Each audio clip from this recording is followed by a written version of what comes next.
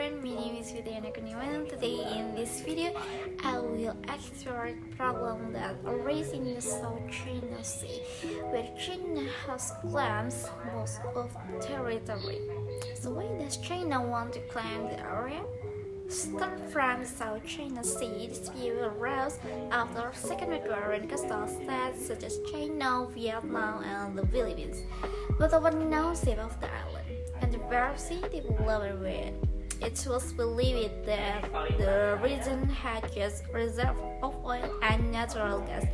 The U.S. Energy Information Administration estimates there are approximately 14 trillion barrels of natural gas and 16 to 33 billion barrels of oil in the South China Sea.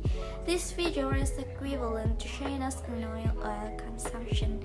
The South China Sea is geographically located in Southeast Asia. It is directly adjacent to the PRC, like Macau and Hong Kong, the Republic of China, Taiwan, the Philippines, Malaysia, Brunei, and Vietnam. Apart from its geographical location, the South China Sea also has about 2,050 islands, which are predominantly uninhabited. This condition made the South China Sea a region unavoidable from conflicts between bordering countries or countries that have interest in this area, such as contesting claims to an island to AAZ claims. One of the importantly held disputes is that China claims 90% of the natural wells in the South China Sea area, which has led to the formation of many countries bordering the region. It started in 1974 and 1992 that China claimed the Spartan Islands and the Paracel Islands as its territory. When China has claimed that the South China Sea is part of its territorial waters, almost all countries in the Asia region have criticized China's aggressiveness in making its foreign policy.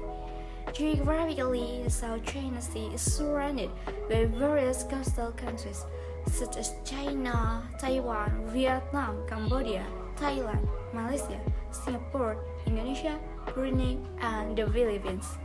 The area of the South China Sea waters include the Gulf of Siam, which is bordering by Vietnam, Cambodia, Thailand, and Malaysia. So the Gulf of the Tonkin, which is bordering by Vietnam and China. This area has economic and strategic value because it's influenced by its geographical condition, also international trade and communication routes that function as a link between two oceans, first Indian Ocean and Pacific Ocean. Therefore, the South China Sea is the busiest route in the world, as more than half of the world's trade passes through the South China Sea every year. The historical setting and the often used a reference by China to maintain its claim to ownership of the South China Sea. In 2009, China received criticism from the South Asia region. This was triggered by the policy of the Kuomintang government, now in the power in Taiwan, which interpreted 90% of the South China Sea as China's territory. This conflict doesn't only involve countries in the Southeast Asia region, but this conflict also affects several countries outside the region, especially the United States. America believes that the South China Sea has a very important role in the international trade, so its stability must be maintained. China asked the Americans not to interfere in the South China Sea, avoid and regret the red rule of American rule in the South China Sea. According to China, the presence of the U.S. and Navy fleet would worsen the situation in the South China Sea. However, America still maintains its naval fleet in the South China Sea. America is actively building a lead in the Pacific region to suppress China's influence in the South China Sea. The United States Minister Blinken said he was ready to defend Southeast Asia in the face of pressure from China and surrounded that America's attitude would not change. Recently, China defines the South China Sea as one of its current interests. This means that one of China's priorities is to control the Southeast Asia region and doesn't hesitate to ignore the interest of other countries and international law of the sea. China's foreign policy often changes according to circumstances and needs, so that our policy that is made is usually based on the current situation. In any case, China's national interest is always attracted to its ideology, so that China is wholly influenced by its own ideology. Unless in conclusion, the Chinese state always changes their foreign policy according to the circumstances and ability of Chinese leaders to adapt quickly to changing world has a significant impact on their foreign policy. Therefore, it is important to understand how appropriate a policy option are in the South China Sea. It plays an important role in international trade. However, there has been a debate about the seizure of claims to the area in South China Sea and the intervention of the United States in the South China Sea conflict, which consensus of legal international trade, which in turn will pose a threat of instability in the South China Sea region. But in reality, the United States doesn't participate in the struggle for these claims or control its natural resources, if their main goal is to protect stability of the area around the South China Sea.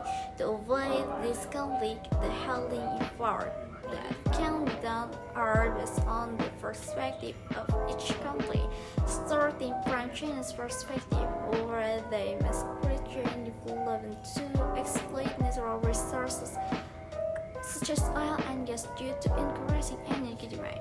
Comparison among scientific research optionally handling third-party dispute reach a consensus on electricity dispute with neighboring countries as well as with the US and continue to negotiate a code of conduct. The United States must also oppose the use of court of first step of diplomatic effort to resolve conflicting claims and maintain the freedom of navigation of all ships in South China Sea region. It was indispensable for the United States to have a military foothold in South Asia. However, this is inseparable from the consensus by countries armed themselves to South Asia to help increase their defense possible but each individual request must be considered separately. However, it is undeniable that this will reduce the dependence of Asian countries on U.S. protection in the long term, while the U.S. should try to convince leads in the region. Domestic interests must be prioritized. A conflict with China is very difficult to justify. However, a policy of intervention from the U.S. to prevent China from adopting a much more assertive, faster, and abandoning its aggressive behavior toward its neighbors and South China Sea is helpful. Okay, maybe enough. And in the end, I would like to say thank you and see you.